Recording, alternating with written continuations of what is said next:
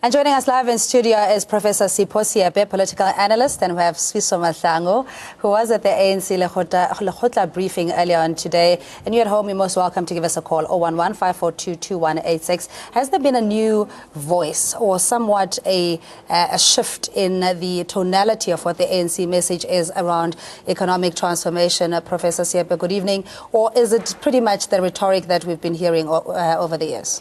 Well, there's been a shift since the conference. I mean, when the ANC held its January 8th statement, a shift where the ANC is beginning to talk about the issues, not about individuals. And that is actually positive for the ANC because it can suspend all these divisive issues.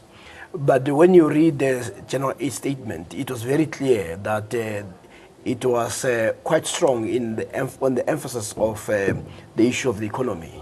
And what has happened now is that the Lekgotla has been guided by the January 8th statement. Anyway, it is a statement that had been crafted by members of the ANC. Whether it is by design or panic, because you are going to have a national conference, an elective conference, because what that conference will be asking is that we told you in 2012 that we would like to see a radical economic transformation.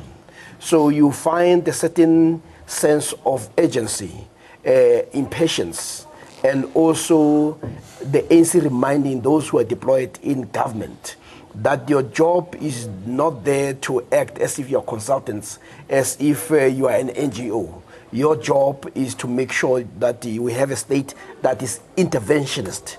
We are not a purely capitalist state, and that is a tone of impatience. And what emerges out of that are a number of serious issues that they are spelled out. Effectively, if you read the statement, you could actually see it as more a statement that has been written for President Zuma in terms of the State of the Nation address, because they have left nothing to chance, but they have also incorporated some of the things that he had said in government. And when Gwera spoke, he says we are actually giving an instruction to those who are deployed in government that this will be done.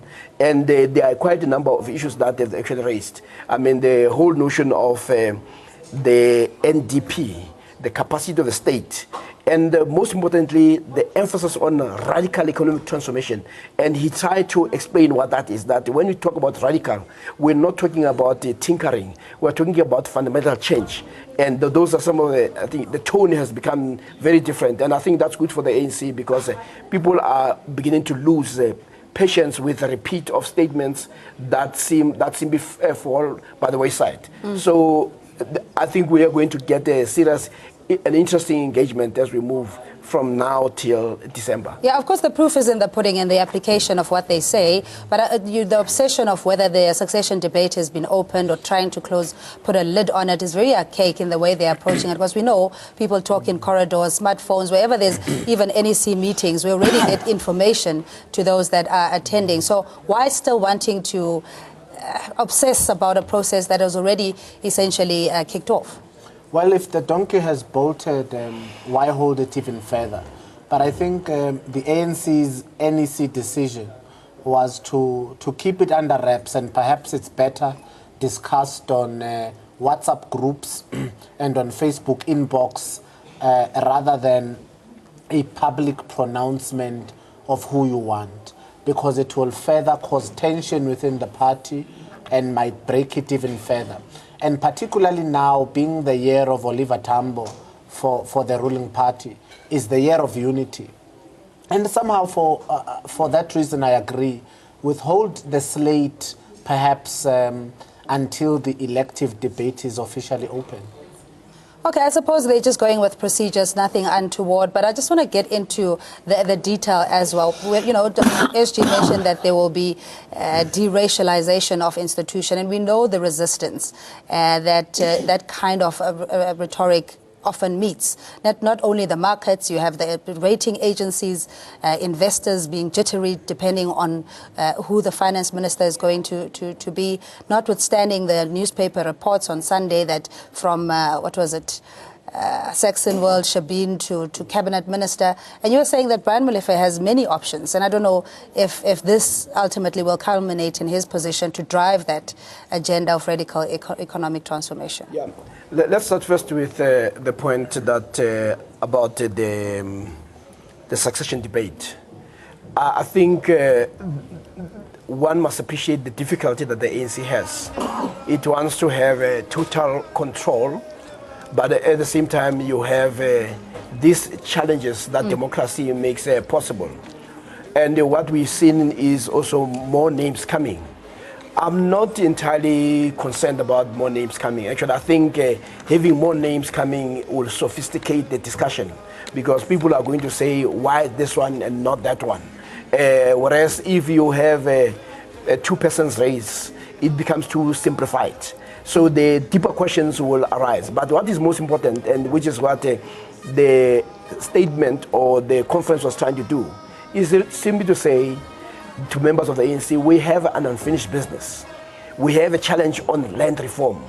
It does not make sense that today we have not made progress. So and they know that the people are very concerned about that. It's not simply having houses. It's having a sense of control of your own country, where you do not feel like you might be trespassing. You have individuals who own mountains in this country and the whole land. It cannot be right that the majority is always found squashed in squatter camps. And then you have the rest of the people who have benefited from apartheid having the mountains, the streets and all that, and they even gate now this thing. So it's correct for them to raise the issue of land. It's also correct for them to redefine what they mean by radical economic transformation, which comes back to your point that how do you de-racialize the economy?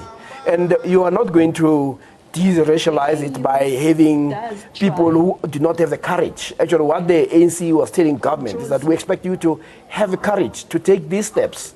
Because what the ANC has always done, it's almost to approach it, the change through a process of gradualism, small increments. But they realize that time moves on.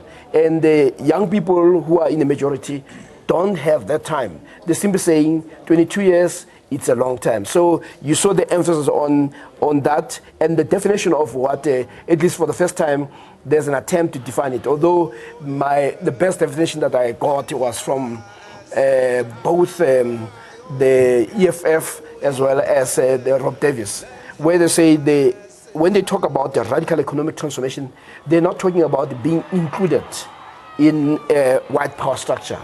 They are talking about changing the economic relations.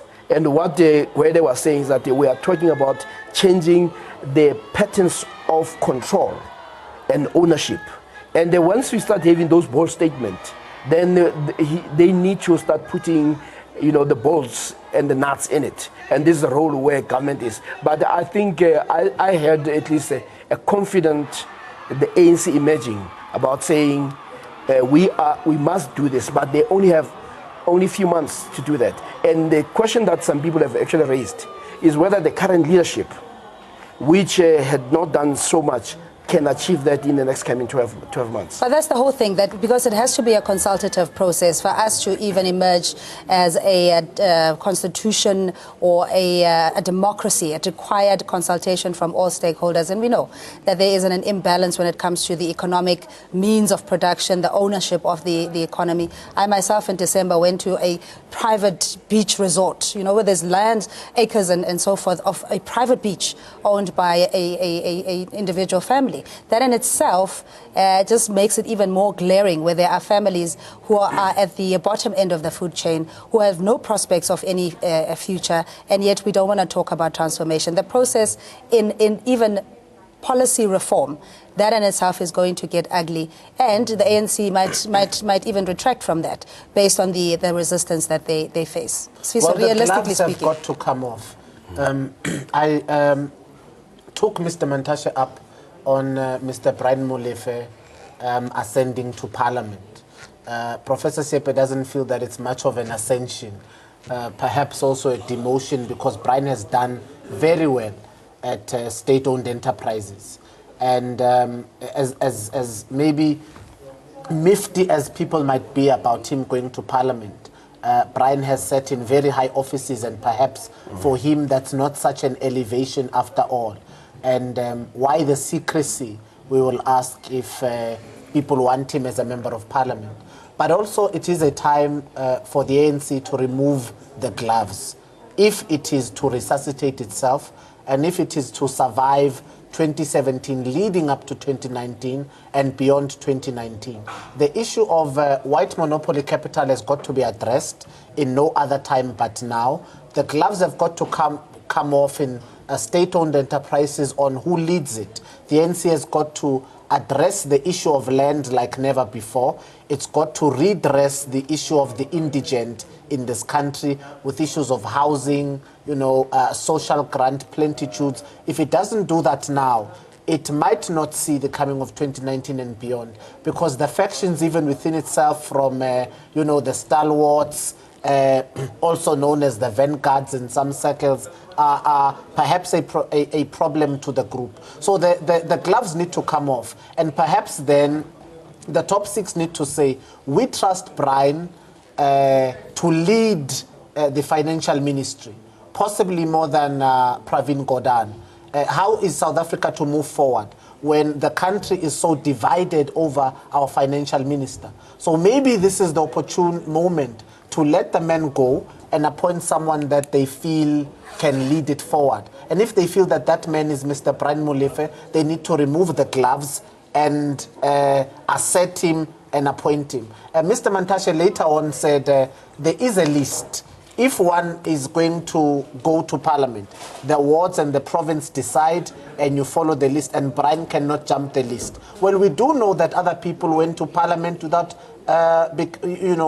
being formed or party to any list. If the president and the top six want you in Parliament, you will be in Parliament. So if they really feel that Brian is the man, they must remove the gloves. South Africa should not be walking on eggshells on, the rand will drop and investors will go if we remove Pravin. You don't run a democracy that way. You don't run a radical transformation movement. But that's the conventional wisdom that you cannot avoid or ignore as well, to say if you were to join the dots or connect the dots from a desktop point of view, you can see how the story is portrayed to say, aha, now there's been the second world champion and 48 calls made between Brian Molefe and the Guptas to fulfill a certain desire to benefit the family on the nuclear deal, which in itself... And I want to say this. Yeah, no, I hear you. But I'm just saying you can't ignore the side shows. You can't ignore it. But no revolution was won, Cindy, without madness. If you're going to keep your shirt clean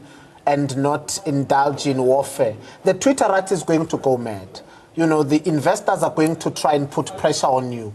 Moody's will give you, deficit results and often false ratings. Sure. S&P will respond because of who pays them. You're going to have those challenges, but you should come to a point as a party where you're ready to make the decision to say, we believe in radical transformation, and radical transformation we shall find. For that matter, if Mr. Taudi Motsoeneng of the SABC is right to the president and has done well according to the ANC, and they want to keep him for the method of transformation, then they should keep him. But this nilly behavior of trying to run a party and a constitution because of what people tweet, you don't run a revolution through a hashtag.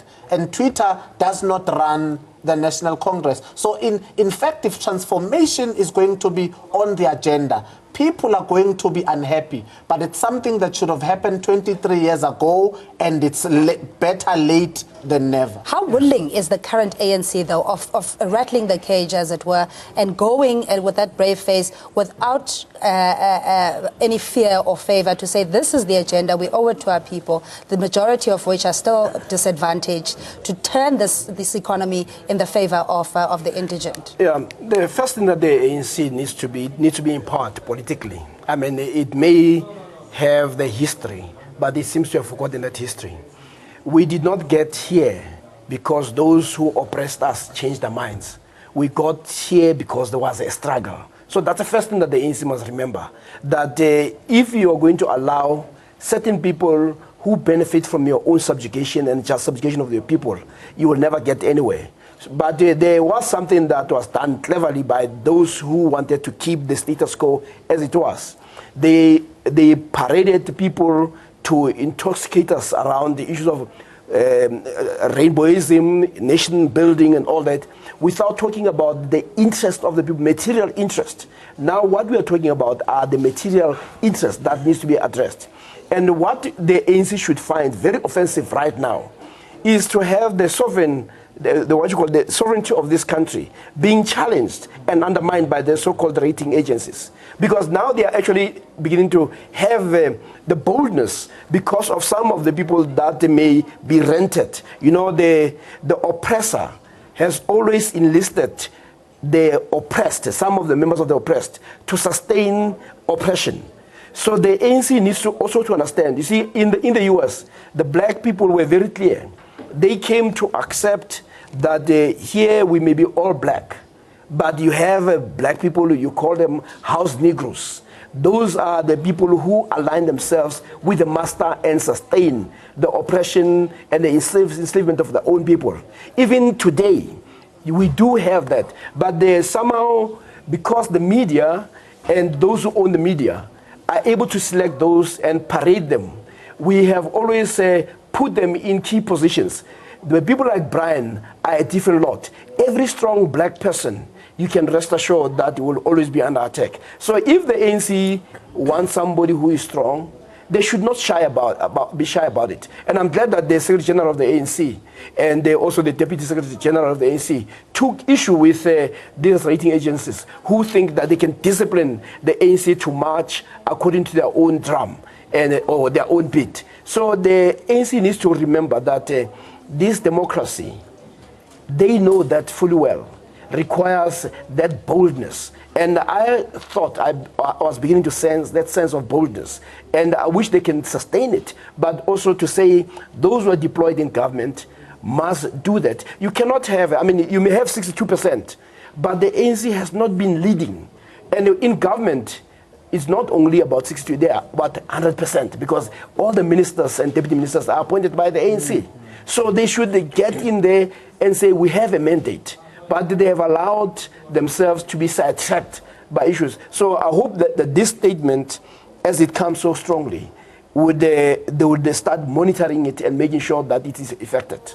Because otherwise we perpetuate the narrative that if you have largely black people being well managed and well governed in their own sector of society, then we can go along merrily so with the so-called rainbow nation. But the fact of the matter is that equality is glaring, and we don't see the willingness, especially from corporate South Africa, in saying, yes, we acknowledge our wealth comes from the back and sweat of largely black cheap labor. Those disparities in income still exist. The imposition of black people in suburbia, for example, or even careers, has created such a compression, you know, that we're all scrambling for the same crumb of the cookie. Yeah, the point I want to make also is that we should know that the narrative, post-1994 narrative, has not worked. We must know that the approaches we've had in the last 22 years have not worked. So it's very important that we try something else. And hence the concept of radical economic transformation makes so much sense. But we must also identify what is radical about it. Having been a few people who can be included is not radical. It's simply pursuing the same patterns. That's why when I looked at the statement, I'm beginning to recognize suggestions that we will temper, and actually the word that comes that I was surprised these guys were now using. Last year, the president started talking about the land being stolen. The ANC has been shy to say that. This today, Gwena Mantashe was talking about the disruption of the economic patterns. So effectively, what they are saying is that it cannot be business as usual, and the young people need a sense of hope. And what we've had in the last 20 years was an experiment, but that experiment has not worked, and we must accept that. Yeah, but we know even with the lobbying being at grassroots, branch level, that ultimately the party candidates are likely to make it on the ministerial or MP's list, so that even if a more suitable candidate could have realized that radicalism ideology, they may may just as well be voted out because they're not necessarily populist in particular regions? Well, it's going to be business unusual. It's definitely going to be business unusual. I see the slates and people campaigning, but we're going to find big surprises at the elective conference. It's not going to be business as usual, and it will not be, you know, the ivory towers of those prominent families that we know and love in this country that are sent to power. We've seen the United States break rank and say we don't want another Bush or another Clinton in the White House. And I think South Africa has also come to that level. With all love I think society has for the likes of Mr. Jeff Radebe, the ANC through its legacy always loves an underdog. They always love a man who comes from grassroots level, a man who's walked up the trenches, and one who is a vocal voice. So you will see that the Premier League will make it into the presidency in the coming year. And it will not be what should be expected. I think if the ANC is to save itself, also it needs to purge itself within and say, let us gather to communicate. We understand that we have been a revolutionary movement and now we are a state. They own 62% of parliament, but they own 100% of government, which means those decisions can be made if they wanted to. They have the course of making that decision, and why they haven't been made is perhaps the idea of a rainbow nation that did not really exist. You don't see it on the streets, you don't see it on Twitter, you don't see it when the penny sparrows of the world tweet. And it's time to reconcile the nation and say, maybe there needs to be justice and restitution before reconciliation. Once you jump to understanding and reconciliation without justice and restitution, you've thrown things under the carpet only to erupt years later, which we see happening now. But just in closing, Professor Siepe, I mean, the ANC is democratic to a fault. Even when there was a warning, don't start the debate as yet, it continues. The factionalism issue, the unity in action in itself seems to be threatened. Just from the summary of the Lekgotla, what are for you a sense of confidence, I guess, that we can take from this? Well, first of all, I'm glad that when Gwede spoke, he didn't mention the so-called veterans. At least there was a discussion around the issues, and there was an element of impatience. But the ANC will not succeed for as long as it relies on black people who are colonized. The young people are saying we need decolonization. Effectively, they say you must at least remove this Verwoodian prescription on you, where a black person spends most of his energy trying to be white or being next to white people. That what they're saying is that set your own agenda. If you're going to get into other people's agendas, the outcome will be the interest of those people, not your interest.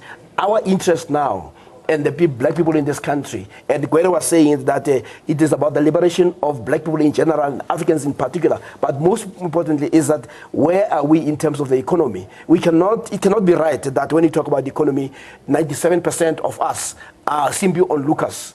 And we only control about 3%. It can't be right.